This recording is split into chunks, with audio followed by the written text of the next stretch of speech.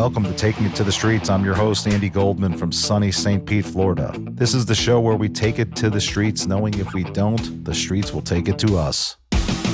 Welcome to Taking It to the Streets. It's Andy Goldman, Mike McLaughlin. Here we go, another week in the NFL as we head to week 9. The show is brought to you by Wrightwood Medical. You can reach Wrightwood directly at www.wrightwoodmedical.com. That's WRIGHT medical.com, or directly 773-848-7100. They're your leader in refurbished medical equipment. It's incredible, Mike, how many people do reach out to me online as fans of Taking It to the Streets. I appreciate you all, and so does Wrightwood Medical.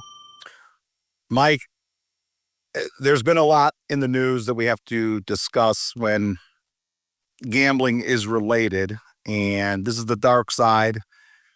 Overused term, tip of the iceberg, has been used maybe 1,000 times in the last week by people that really don't know what the tip of the iceberg is as it relates to gambling. I've got my thoughts. I'm sure you do too. I will begin, of course, we're referring to the FBI investigation into, specifically in this case, that's very important because there will be others, the NBA.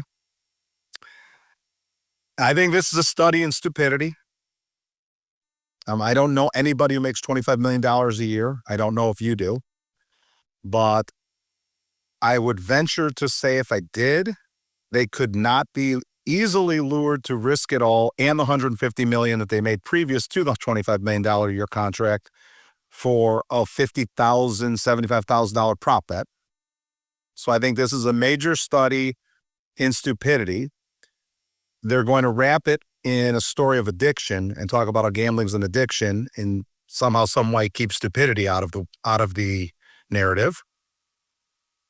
I also think it's a study in the huge, huge tidal wave of darkness that is the prop bet. That is a situation that is the horse being let out of the barn, and it's extremely hard to catch that horse once it leaves the barn. For those that don't know, that are a little older, prop bets have been going on for about 20 years. They got their name at the Super Bowl. That's when it all started. And it started with the coin flip. At the coin flip, it started with total yardage for a given receiver, rushing yards. Will a quarterback be sacked? The players have an impact, very much so, on what can occur as it relates to a prop bet.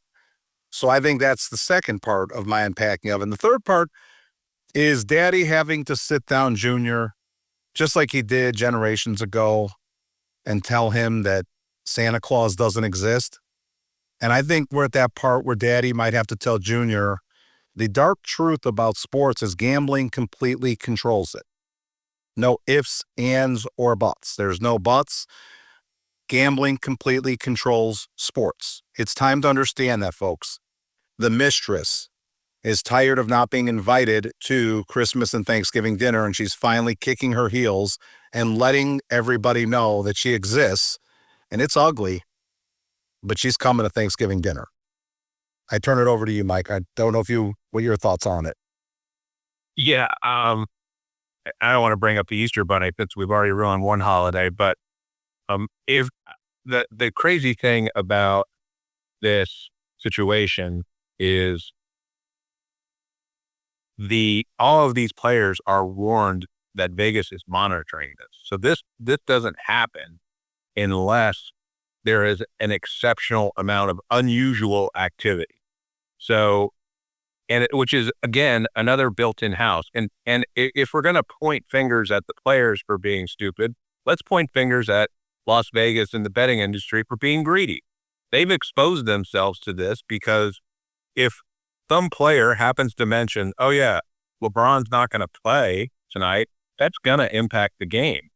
That doesn't mean that person is intentionally saying go bet on this. They're just telling them that. So some of this is I point the finger right back at Vegas and the betting industry for allowing it to happen by allowing props. Why are you allowed to bet an under on anything? Because an under is the easiest thing that you can control. Controlling an over, if you just said, hey, you have to bet over this amount, then it's certainly there's going to be a lot less ability to have things influence like this. So as easy as it is to blame the players and, Terry Rozier, it's stupid to do that.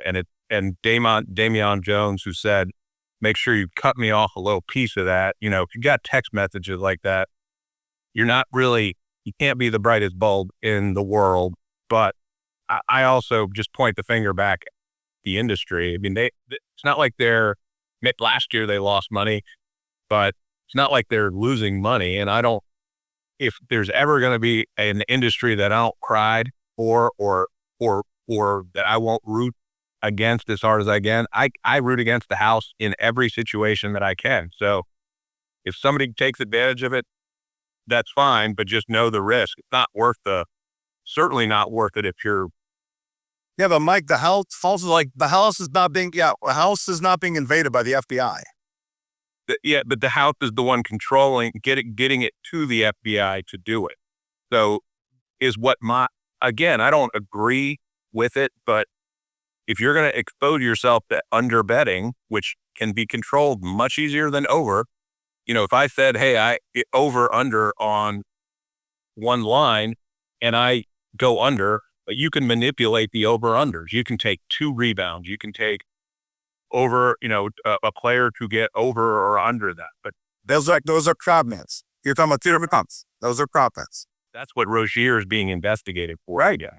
He apparently and again, I don't know enough about the story. I haven't read the investigation, but he apparently had a legitimate foot injury.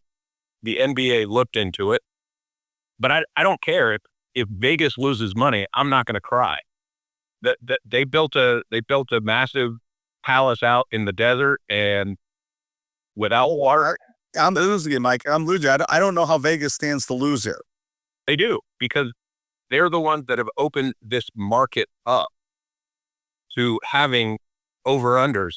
The prop bet industry is, you're saying at 20 years old, it used to only be the Super Bowl that you could bet on price. Right. Yeah, that was the genesis of it. The new industry with DraftKings, FanDuel. No, they've made in-game crazy. They've taken prop bet to a absolute. But my thing is, Mike, I don't think that that they're gonna stop having prop bets per se. I think they're gonna easily, as the gambling industry, just like you would expect, they're gonna roll on Rozier, they're gonna roll on Billups, and they're gonna keep rolling. Yeah, I agree. I just, they take they deserve some of the responsibility for creating the market, because, what was it, like Tulane years ago got in trouble for a betting scandal. There was a recent, you always hear it. It's almost always more in college. It's becoming less with players getting paid. I worry that it will become more with players getting paid. Yeah. Because, like everybody said that once we had cameras, people would behave. Does it seem like people are behaving better in society now that there's cameras?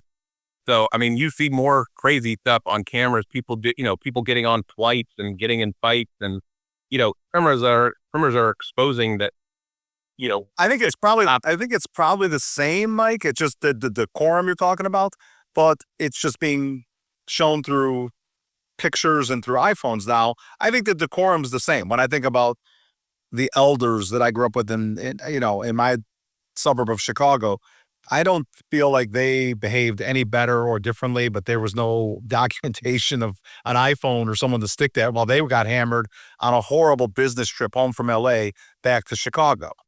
Now there is.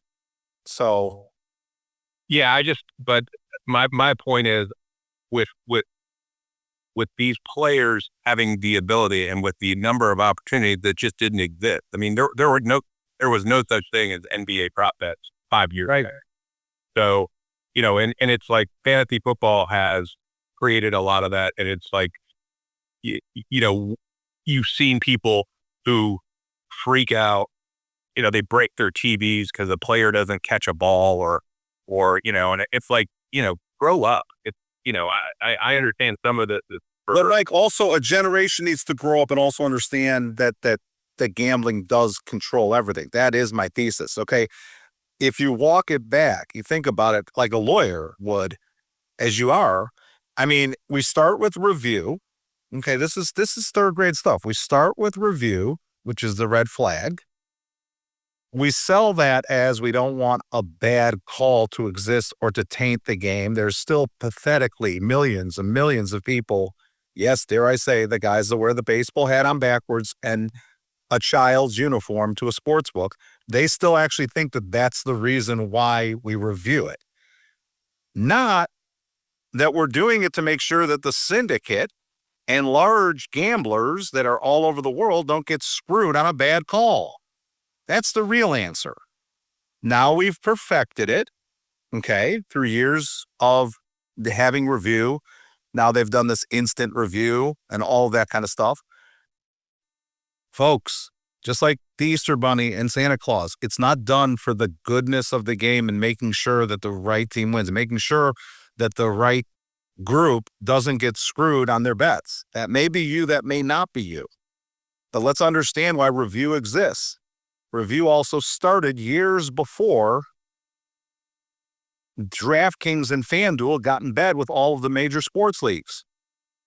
There's lots of reasons to understand that gambling runs all of the sports. Correct, Mike? I know. I mean, it's a part of it. The integrity. Part of it? You don't think it's all of it? No, not at all. It's about the integrity of the sport. I mean, I hate to sound naive, but if you have a sport where you have people watching the game, there are tons of people out there that watch sports that don't gamble. It is not a requirement. And there are people that watch sports with the belief that the call should be gotten right. So yeah, I still think that any business, regardless, I don't see it as black and white as you do. I think there's integrity involved in any institution. And if you don't have integrity, then you don't have the trust of the public. So it is a portion of it, but an institution that makes as much money. And yes, a lot of the money is now derived out of sports gambling with commercials and things like that. But if an institution on its base is not sound, then you can't take it seriously. And so I don't believe it's all gambling. I think gambling is a portion of it. So, but I may be a little Pollyanna in the sky. I don't know. It's fine. It's just a difference of looking at it. I think, again, I always cringe when I hear Colin Cowherd or Mad Dog talk about how, there's a bad slate of games on the NFL this week. And it just embarrasses me that they would say that, when Cleveland's playing, when Cleveland's playing Jacksonville and they think it's a bad game and they don't understand that the ratings when that game is a 14-point difference with 1 minute to go are higher than the Academy Awards. And they don't understand. And it's because of gambling. It's not because of the integrity of the game and making sure that the right team wins by 14 or 7. It's because of gambling. There's a thing called the point spread. So I'm not of the belief that it's there isn't a bad game. They've got it. I mean, again, when the ratings are higher between Cleveland and Jacksonville in the Academy Awards with a 14-point game with 30 seconds to go, I think we can agree it's because of gambling. No, there are bad games. We had an entire week of bad games this week. I don't care what the ratings are. I can still objectively say that when the winning team scored 444 points and the losing team scored 204 points and the average point differential was 18.46 points, because I did the math, because I know you like statistics, that it was a bad week of football. That was not ideal football. That was one of the worst weeks of football that I have watched. And I watched football I like to gamble on it, but I also like to watch good football games. And we didn't have a good football game besides the Jets and the Bengals. And that that was a painful watch, in my opinion. And it was sweaty. No question. It was sweaty, especially if you were on the Jets. I mean, that was sweaty. I mean, they blew that game, the Bengals. But and like every single favorite won without the point spread this week because there were so many blowouts. So yeah, I mean, looking at the rating and compare, like if you look at the top 100 events during, what is the Nielsen rating? The last year, the Nielsen ratings of the top 100 live events, of events on television, I think it was like 95 that were at a football game. Incredible. 2 were college football games, and nothing like the NBA doesn't touch this. No other sport touches it in America, but it is not solely because of gambling. It's because people are football obsessed in this country. They may be gambling on fantasy football, people that, that's considered gambling. That's good. So I think, I do think when you start to get to, again, Jacksonville trailing Cleveland by 14 and the ratings are higher than the Academy Awards, it's because of gambling. I'm also including fantasy in that proposition. Yeah. So, but you can have a bad week of football. We just thought. No. But those are different sentences. I mean, those are different thoughts. I mean, yeah, this weekend. Yeah. I mean, and it was party like it's 2024 with Joe Public finally getting a week like they got weekly a year ago. They finally got the chalk every single game. What was it, Mike? It was ridiculous. It was a bloodbath for the house. Two teams who were underdogs won, so they covered. They're out of the Jets and who else? Jets and Dolphins. Yeah. And every other team covered with not even close. So if you had bet every favorite to win the game, you would have gone 11-2. Yeah, against the spread. Yeah. Against the spread. It's amazing. So, all right, folks. So Mike is rolling. He's too humble of a man to admit it, but he ripped a 3-0 last weekend. Rewind the tapes. He is, Mike, according to my notes, you're 15-9 against the spread this season. On the show, you've moved in front of me 3-2. Head on. I'm actually thinking of changing my name permanently to John Q. Public, or AKA the Square Bear. Oh, I love having when the squares win, then Mike wins. All right. With that said, walk us through your 3 picks this week. All right. Well, I will say this, that we discussed this right before we came on. I was like, Vegas is coming for their money back.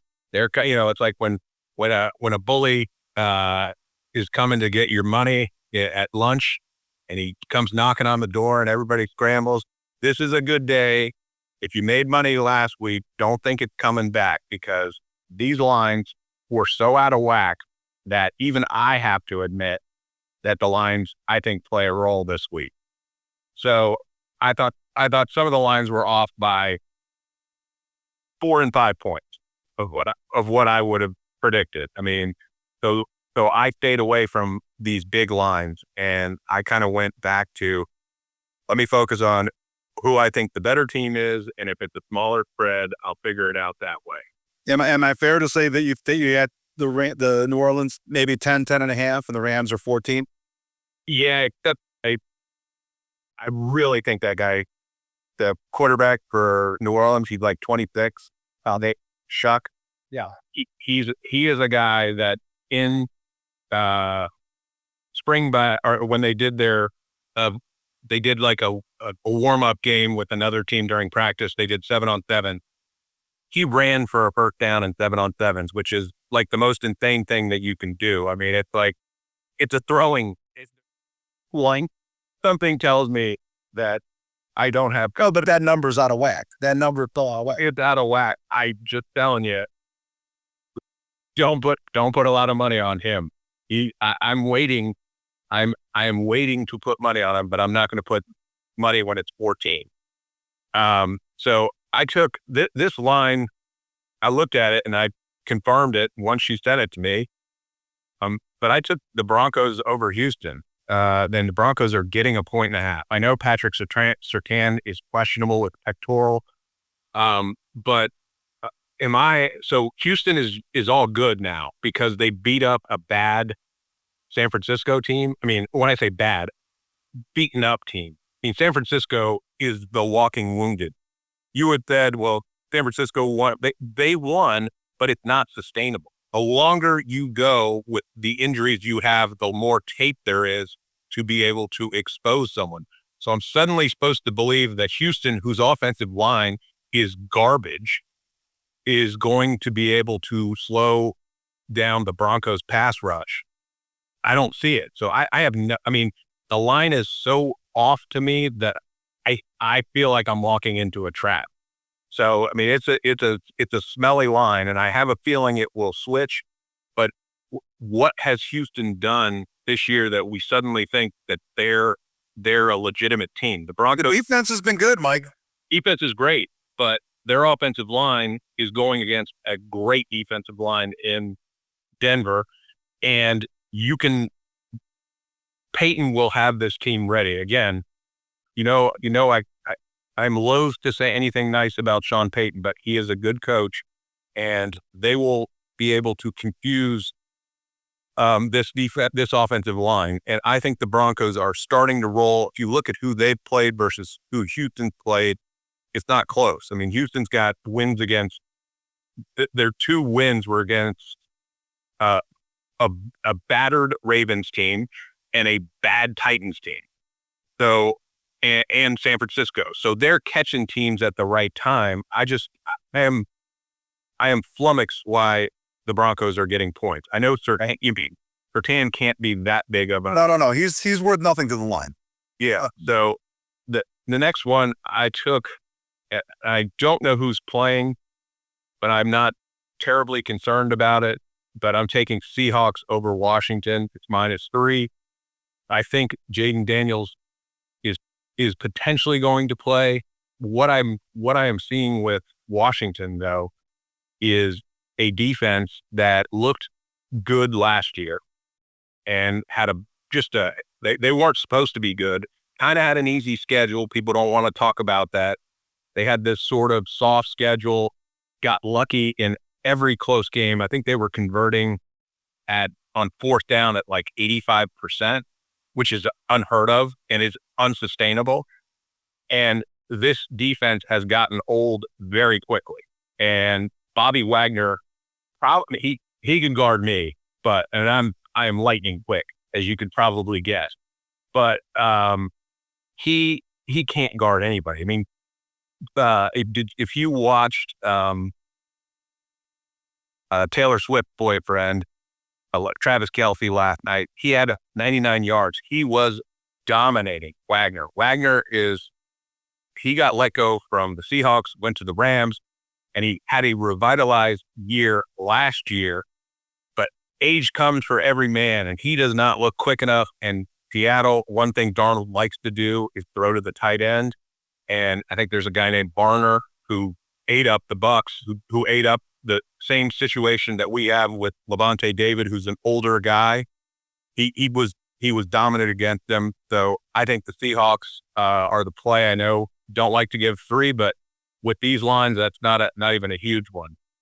My final game, I can't believe I'm going back to them. I'm not. It's not Carolina. I'm that much of a glutton for punishment, but I'm going to take the Cowboys over the Cardinals. Philosophy, I got to ride with my philosophy. Never trust Kyler Murray. I don't ever trust Kyler Murray. I think the Cowboys can put up points. I think the Cowboys can give up points.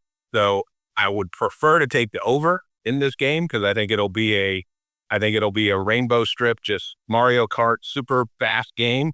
But I'm thinking that Cowboys coming off that shellacking by the Broncos, they still scored 24 against a pretty good defense. I mean, that defense is good. They're starting to get healthy again. And, Kyler Murray, I will never do it. And I'm taking the boys. So help me God, they screw me every time I take them, but I'll ride with Dallas. So I took Broncos plus 1.5, Seahawks -3, and Cowboys -2.5. This episode of Taking It to the Streets is brought to you by Wrightwood Medical, the leader in used and refurbished medical equipment.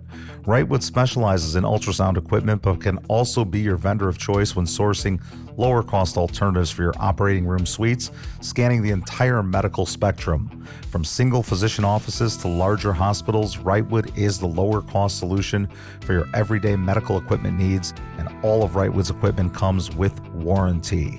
You can reach Wrightwood directly at www.wrightwoodmedical.com. That is with a W, WRIGHTWOOD medical, or 773-848-7100. Again, 773-848-7100. If it's used medical equipment, it's Wrightwood Medical. Okay, and this man is 15-9 ATS since the jump. So that is rock solid. Here we go. Mike, what I did this week was I figured we're at the halfway point. It might be a good time to check in with the preseason over-unders. How a team was supposed to do per the algorithm in Vegas. So again, I'm a slave to the numbers. Mike is not. So plug your ears, Mike. But here is what Vegas, and the way I broke this down, I didn't do every team because, quite frankly, there's a lot of teams that are unscheduled per the over-under. So there's no need to talk about it. What I did was I picked the outliers. I picked it where Vegas was wrong or expect good, expect bad, as I wrote down. So we start with where Vegas was wrong. They were dead wrong, and if you were right, please stand up, on Indy. The over-under was 7.5, and Vegas was taking a premium at -30 for the under the 7.5. You got to follow me on the VIG. It's a very important part of where I'm going with you. So they're wrong. If you thought that Daniel Jones and Indy were going to be 7-1 through 8 games, here's your money. Now that everybody's sitting, we'll get on to reality.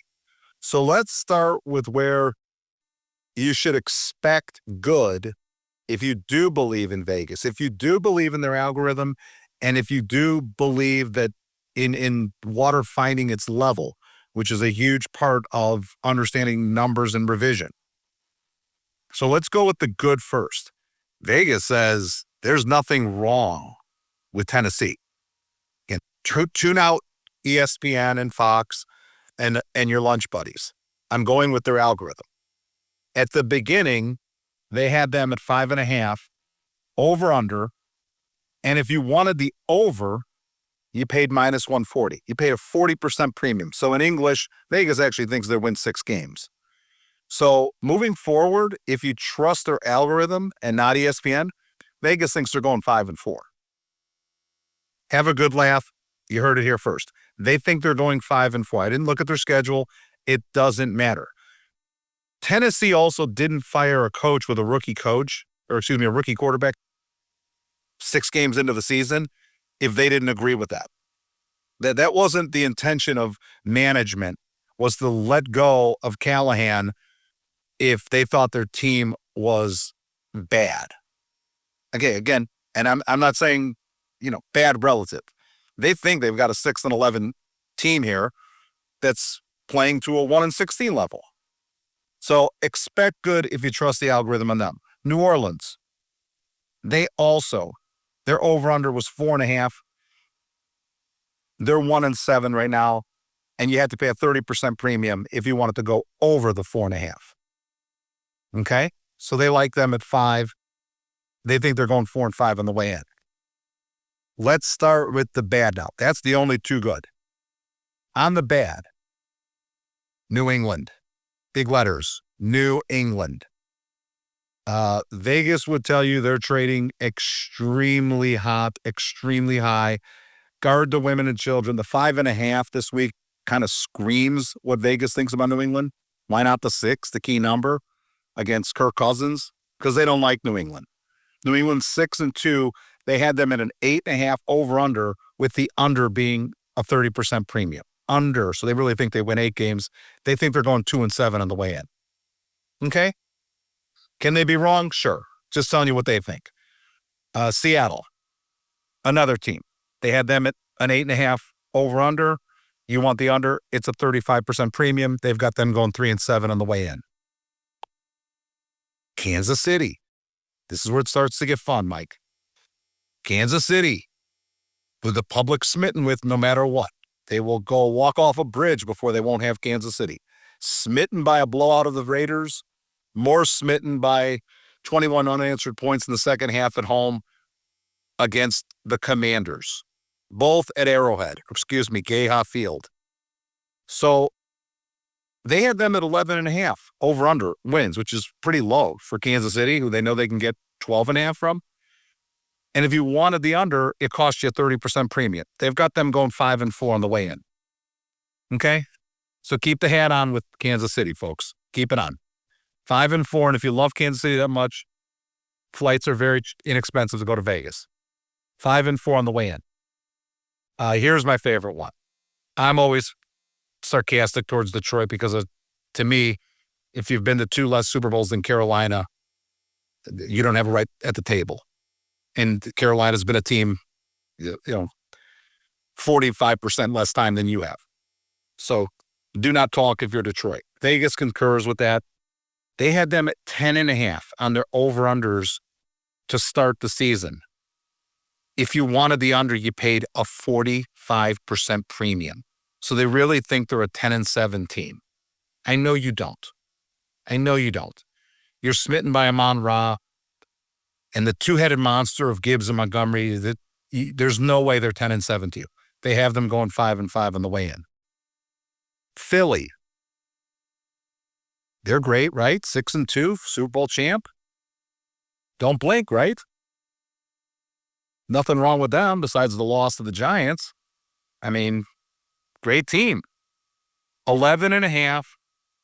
You'll pay a 35% premium if you want the under. So again, I picked all games where you're going to pay more for the under the numbers I gave you. They've got them going 5-4 on the way in. I just wanted to give those, Mike, for those of us that observe numbers and the algorithm, the eye in the sky of Las Vegas that controls everything to me, not to you. And that's where they stand. So can I ask a question? What was Tennessee again? What do you think their record's going to be? Because I just looked at their schedule. They are winning 2 games, maybe. Well, no. No. This is what Vegas would say. What they said at the beginning of the year, but you said that based on that, they should go 5-4. Okay, that's a good way to lose your house if you bet that. I'm just saying I'm just sticking to the original algorithm. I'm not saying it's right or wrong. I'm just saying at the beginning, I threw out teams, Mike, like Baltimore, like Arizona, like Cincinnati, of course, that have had huge troubles at quarterback. Those are just throwouts. Yeah, but there's no way to even waste an out. But like New England, New England is exceeding expectation. They are playing excellent right now. Yeah, it might be time to pull back the chips off the tables with Vegas. Take a look at their schedule. If you look at their schedule, they will be favored in almost every single game that they play outside of Tampa next week, the rest of the year. So, I mean, sometimes the chips break for you. They won't be favored probably at home against the Bills. It'll probably be a pick 'em or, the Bills favored by 1.5. Their schedule, and I think that looking at what they say was going to happen, they evolved because they create modified line. Don't they? I mean, you can bet win totals now in Vegas. No, they're modified. I'm going and I picked teams that have been relatively unaffected by the injury bug. Of course, Detroit's been affected big time, but Detroit continued to win. Well, but then so for instance, San Francisco's injury helps Seattle win total because in theory, so there's a butterfly effect there, but the butterfly effect of the Titans winning 5 games, I think that was I think that was people thinking that Cam Ward and this guy was going to be any good. If they're not the one of They the worst, shouldn't get worse, though, in theory, in the second half than what they've been. I mean, they're 1-7. They shouldn't get worse. The game should get slower for Ward, not faster, per the algorithm. It shouldn't get harder. I'm not saying it should get harder, but if you look at the they don't have guys that would start on most other teams' rosters. They have a talent poor team across the board, and losing Bill Callahan as your offensive line coach is a huge loss that does not help the development of Cam Ward. And I don't know how they don't trade Jeffrey Simmons right now when you're 1-7, but I'll stop bashing the Titans. No, it's just all I'm doing is saying that there could be a big regression to the overall mean, okay, on those teams that I gave. That's what I'm saying. Yeah, I get it. Is that again, this is not stuff you get on ESPN.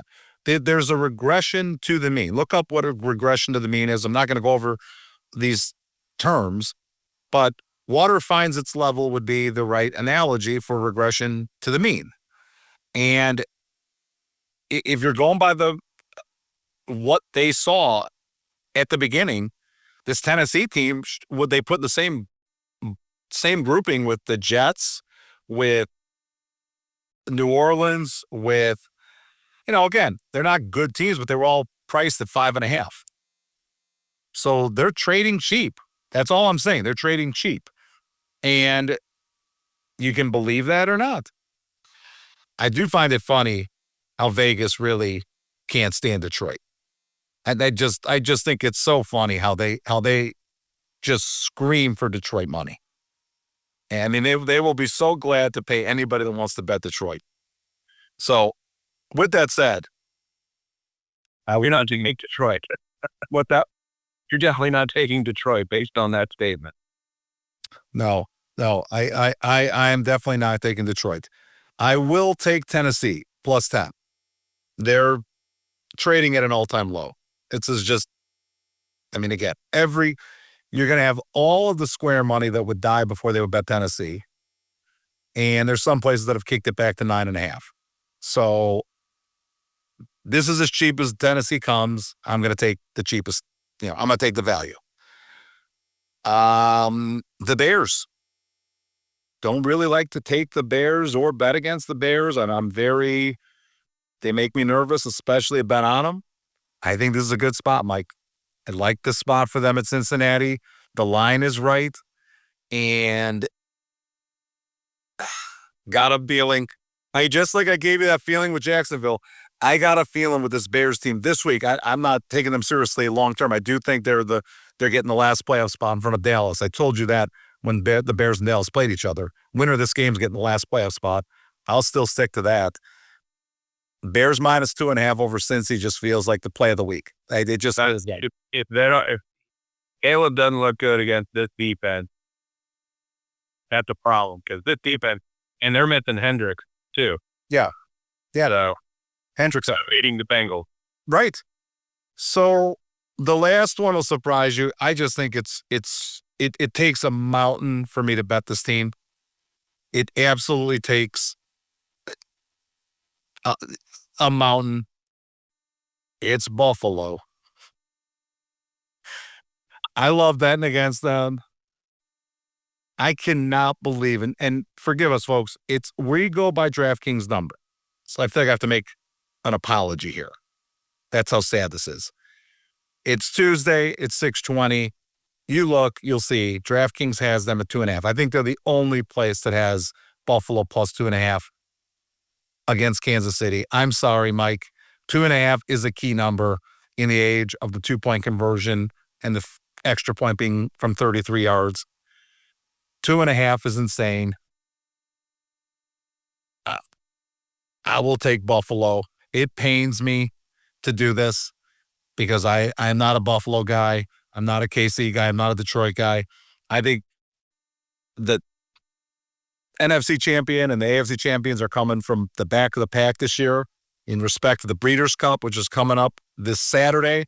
I think it's back to the pack year where you're going to see a 7-8 seed take it all the way, take it to the streets. But I don't know where you fall on that, Mike. 2.5 to me seems ridiculous for Buffalo. I think Buffalo should be a favorite in this game. It's at in Buffalo. The Yes.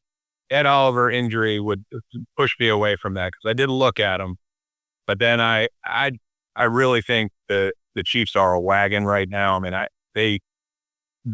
understand they haven't played any stiff competition, but I mean, we're forgetting that Buffalo can be run on.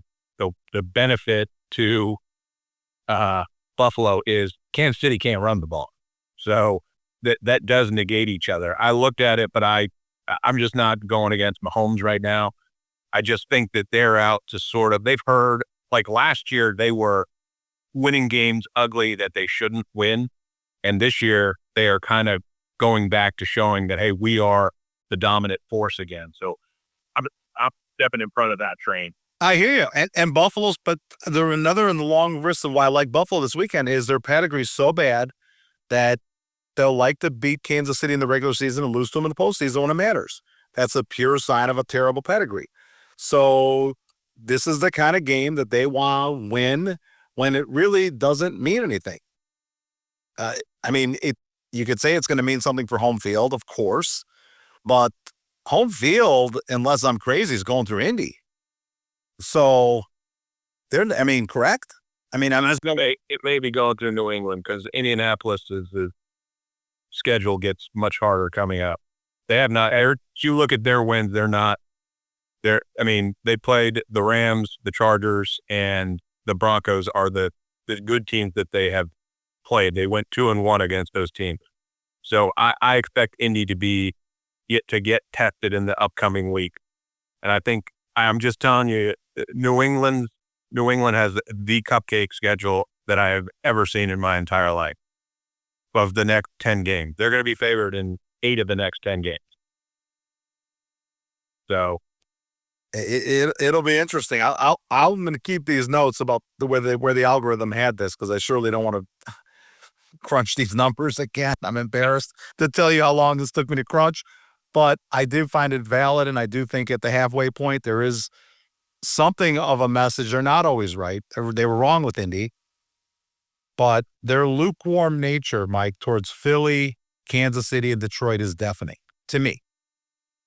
Yeah, I just can't believe you didn't take the Vikings. I know you like that. It was an absolute final scratch off for me. I had Miami's in my final, and I also had New Orleans in that ridiculous inflated 14 against the Rams. But I don't know. I'm usually pretty good with the Bears. I mean, I get the itch with the Bears very rarely. Don't bet on them. Don't bet against them. This is my itch with them. My last itch with them was against Dallas. So this is my second time with the Bears this year, and I like them in this spot. I looked at that one. I shied away from it. I knew Caleb makes me a little cautious, but I think it's if you have a feel for your team, sometimes you know when you know.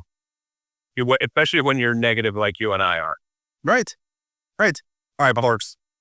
For the record, the man I am talking to, 15-9.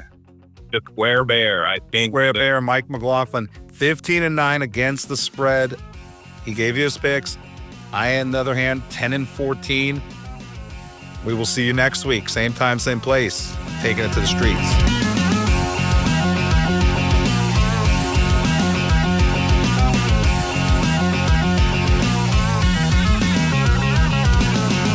Goodbye from St. Pete. And remember, folks, you're only as good as your last trade. So never too high, never too low, till we meet again.